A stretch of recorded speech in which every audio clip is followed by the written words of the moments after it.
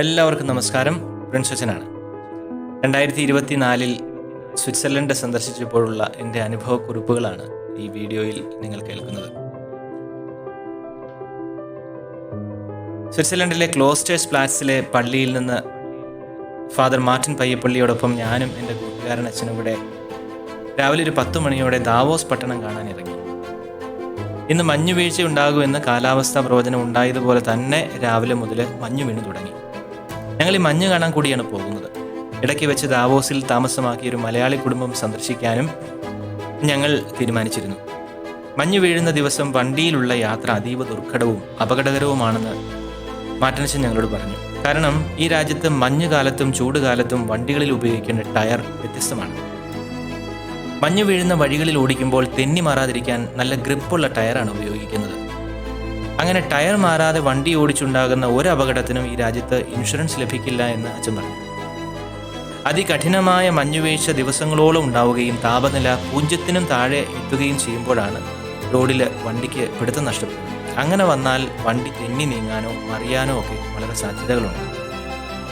ഇന്ന് തരക്കേടില്ലാത്തൊരു കാലാവസ്ഥ ആയതുകൊണ്ട് യാത്ര അത്ര ദുഷ്കരമല്ല. വണ്ടിയിൽ മഞ്ഞു പെയ്യുന്ന ഈ വഴിയിൽ കൂടിയുള്ള ഈ യാത്ര അതീവ സന്തോഷം നൽകുന്നതാണ്. ഭാരതീയരായ നമ്മളെ സംബന്ധിച്ചിടത്തോളം ഇതൊക്കെ ഒരു അത്ഭുതം ഉളവാക്കുന്നതും സന്തോഷം തരുന്നതൊക്കെ ആണെങ്കിൽ അവിടുത്തുകാർക്ക് ഈ മഞ്ഞുവീഴ്ച അത്ര താല്പര്യമില്ലാത്തൊരു കാര്യമാണ്. കാരണം മഞ്ഞുവീഴ്ച തുടങ്ങിയാൽ പിന്നെ എല്ലാം ഇങ്ങനെ മഞ്ഞ് പുതച്ച് വെള്ളക്കളറിൽ കിടക്കും. എവിടെ നോക്കിയാലും വെള്ളക്കളർ മാത്രം, മഞ്ഞ് മാത്രം. മാസം പലതിങ്ങനെ തുടരുമ്പോൾ യൂറോപ്പിൽ കഴിയുന്ന പലർക്കും വിഷാദരോഗം, വൈറ്റമിൻ ഡിയുടെ കുറവ്, വിളർച്ച എന്നിവ ബാധിക്കാറുണ്ട്. ഏതായാലും ഇതൊക്കെ ആദ്യമായി കണ്ട എനിക്ക് ഏറെ കൗതുകം തോന്നിയ നിമിഷങ്ങളായിരുന്നു. നമ്മളിപ്പോൾ പോകുന്നത് ലോകത്തിലെ ഏറ്റവും പ്രസിദ്ധമായ ഒരു പട്ടണത്തിലേക്കാണ്. ലോക നേതാക്കന്മാരെല്ലാം ഒത്തുകൂടുന്ന ദാവോസ് എന്ന പട്ടണത്തിലേക്ക്. ദാവോസിൽ നമുക്കൊരു കത്തോലിക്ക പള്ളിയുണ്ട്. അത് പരിശുദ്ധ കന്യകാമറിയത്തിൻ്റെ നാമത്തിലുള്ളതാണ്. അത് സന്ദർശിക്കുക എന്നതാണ് ഇന്നത്തെ ഞങ്ങളുടെ പരിപാടി.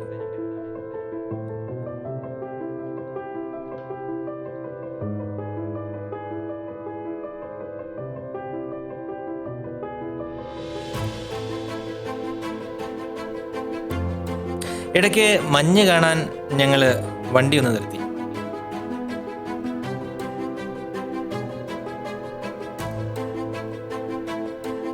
ഒരു 6 സെന്റിമീറ്ററോളം കട്ടിയിൽ ഇപ്പോൾ തന്നെ മഞ്ഞ് വീണ് കിടപ്പുണ്ട്.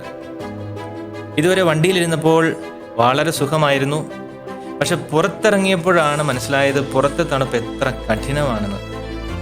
മരം കോച്ചുന്ന തണുപ്പെന്ന് കേട്ടിട്ടേ ഉള്ളൂ. എന്നാൽ ഇപ്പോഴാണ് അത് അനുഭവിച്ചത്. മഞ്ഞ് കുറച്ച് കയ്യിലൊക്കെ എടുത്ത് നോക്കി. ഒരു പ്രത്യേക ഫീലാണ്.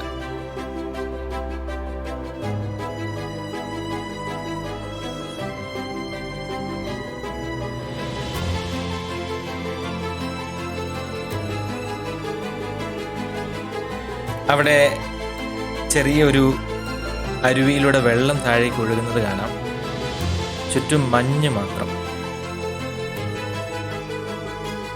എൻ്റെ കൂടെയുള്ള അച്ഛന്മാർ പുറത്തിറങ്ങിയില്ല, കാരണം മഴ പെയ്യുന്നുണ്ടായിരുന്നു.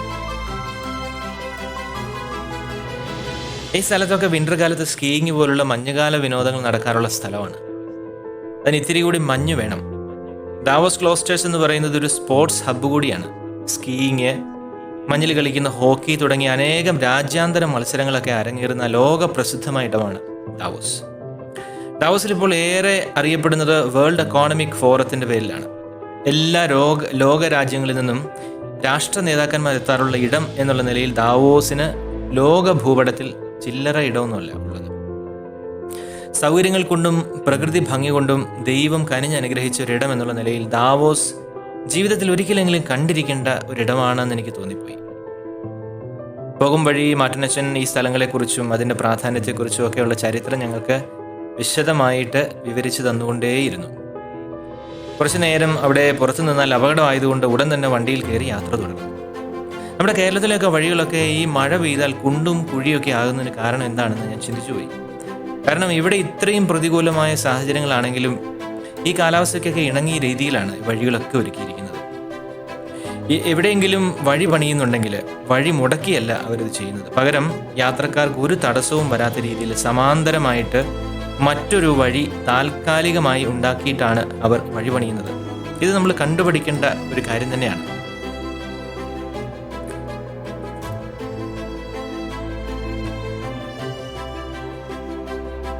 നമ്മളീ പോകുന്ന ഈ വഴി ഇതിനൊരു ഉത്തമ ഉദാഹരണമാണ്. പോകുന്ന വഴിയുടെ ലെഫ്റ്റ് സൈഡിൽ വഴിപ്പണി നടക്കുന്നുണ്ട്. പക്ഷേ യാത്രക്കാർക്ക് പോകാൻ സൗകര്യത്തിന് ഒരു സമാന്തര വഴി അവർ പണിതിരിക്കുന്നു. അതിലെയാണ് ഇപ്പോൾ വണ്ടികൾ പോകുന്നത്. വഴിയിലേക്ക് മുകളിൽ നിന്ന് മഞ്ഞുപാളികളൊക്കെ അടർന്നു വീണ് അപകടമുണ്ടാകാതിരിക്കാനുള്ള സംവിധാനങ്ങളും ഇവിടെ ഒരുക്കിയിരിക്കുന്നത് നിങ്ങൾ കണ്ടു.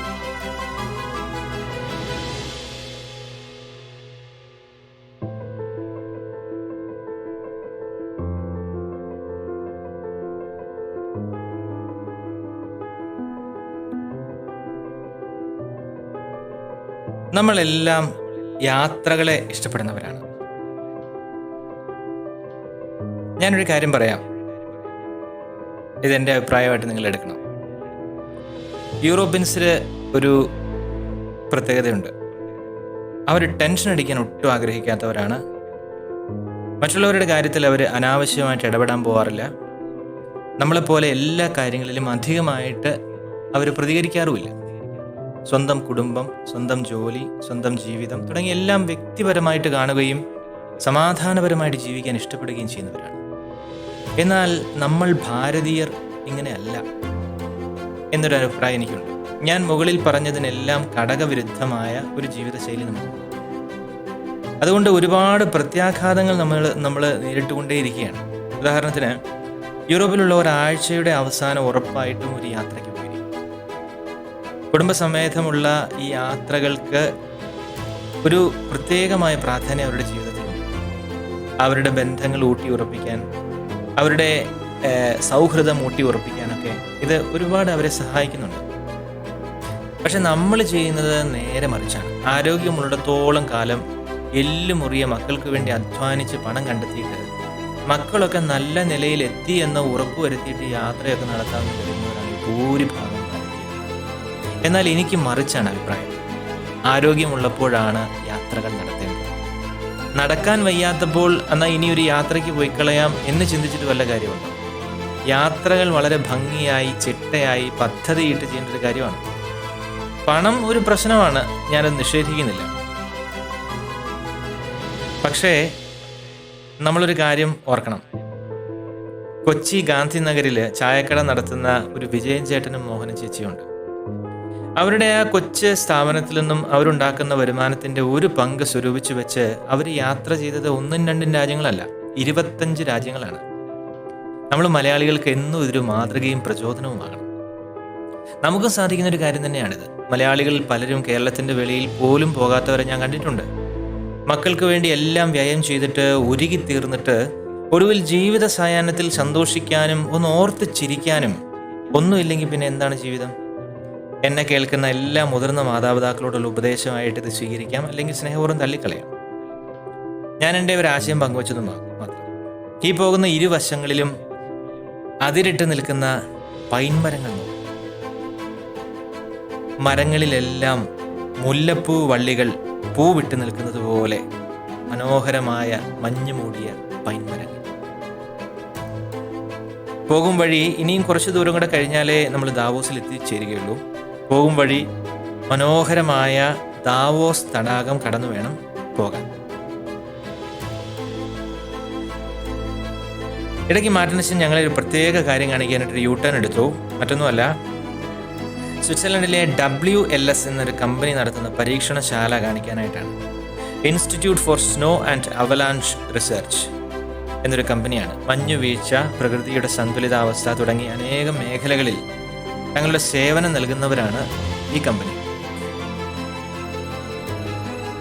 നമ്മൾ ഈ കാണുന്ന റൈറ്റ് സൈഡിൽ കാണുന്ന മഞ്ഞുമല, അത് മഞ്ഞു മൂടി കിടക്കുന്നതല്ല, മറിച്ച് അവർ മരങ്ങൾ മുറിച്ച് അത് പൊടിയാക്കി സൂക്ഷിച്ചിരിക്കുന്നതാണ്. അതിൻ്റെ മുകളിൽ മഞ്ഞ് വീണ് കിടക്കുന്നതാണിത്. പ്രത്യേകമായ എന്തോ പരീക്ഷണങ്ങൾ നടത്തുന്ന ഒരു ഇടം കൂടിയാണ് ഇത്. മഞ്ഞ് മാറ്റുന്ന ഒരു യന്ത്രം ഇവിടെ കാണാം. അവിടെ എല്ലാം കൃത്യമായി കീറി മുറിച്ചു വെച്ചിരിക്കുന്ന മരങ്ങളും കാണാം. പരീക്ഷണശാല കാണാം.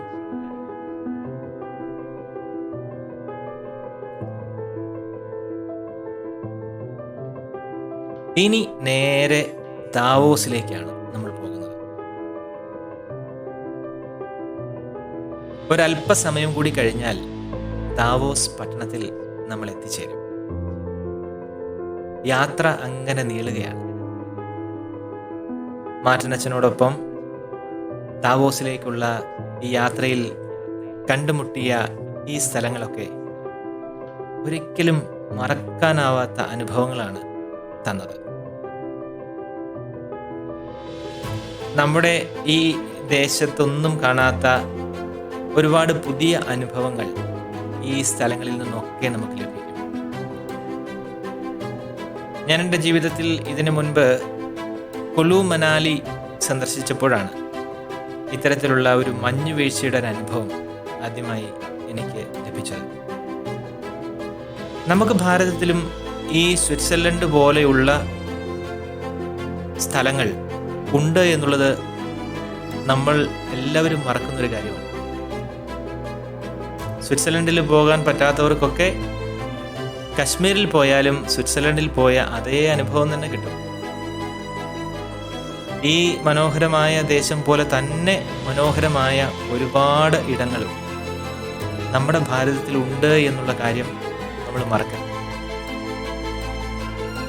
അവിടെയൊക്കെയുള്ള വിനോദ സഞ്ചാരത്തിൻ്റെ സാധ്യതകൾ നമ്മുടെ ഈ ദേശം കൃത്യമായി ഉപയോഗപ്പെടുത്തിയാൽ ഒരുപക്ഷെ സ്വിറ്റ്സർലൻഡ് പോലെ തന്നെ നമ്മുടെ രാജ്യത്തിനും അനേകം ടൂറിസ്റ്റുകളെ, വിനോദസഞ്ചാരികളെ ആകർഷിക്കാൻ നമുക്ക് സാധിക്കും. അങ്ങനെ ഒടുവിൽ നമ്മൾ ദാവോസ് പട്ടണത്തോട് അടുക്കുകയാണ്.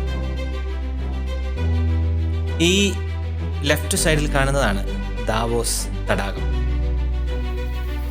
മനോഹരമായ വഴികൾ, ഭംഗിയായി ക്രമീകരിച്ചിരിക്കുന്ന ട്രാഫിക് സംവിധാനങ്ങൾ, വലിയ ഇരുനില കെട്ടിടങ്ങൾ, അതെല്ലാം ഒരു നല്ല ശതമാനം 5 സ്റ്റാർ ഹോട്ടലുകളാണ്. ഞാൻ മുമ്പ് സൂചിപ്പിച്ചതുപോലെ വേൾഡ് എക്കോണമിക് ഫോറത്തിൽ പങ്കെടുക്കാൻ വരുന്ന വിശിഷ്ട വ്യക്തികളെല്ലാം താമസിക്കുന്ന വളരെ മുന്തിയ ഇനം ഹോട്ടലുകളാണ്. വളരെ ഭംഗിയായിട്ടാണ് അവർ ഈ നഗരവും ഈ പ്രദേശവും ഒക്കെ സൂക്ഷിക്കുന്നത്. അങ്ങ് അകലെ കാണുന്നതൊക്കെ ഹോട്ടലുകളാണ്.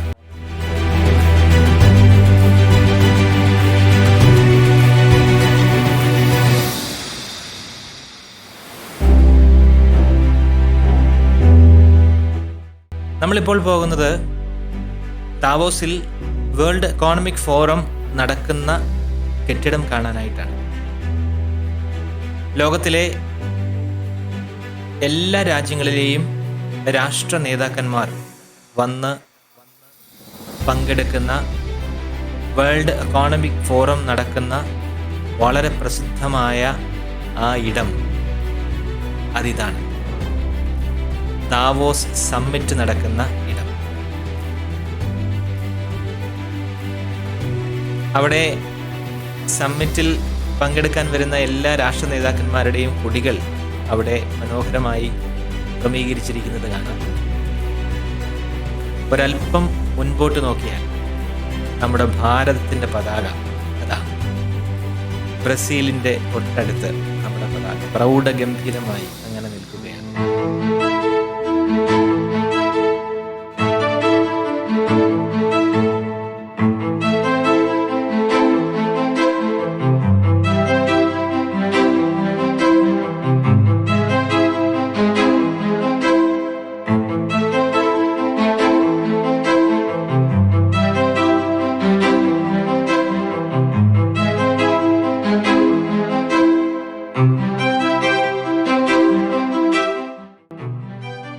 ഇനി താമസിയാതെ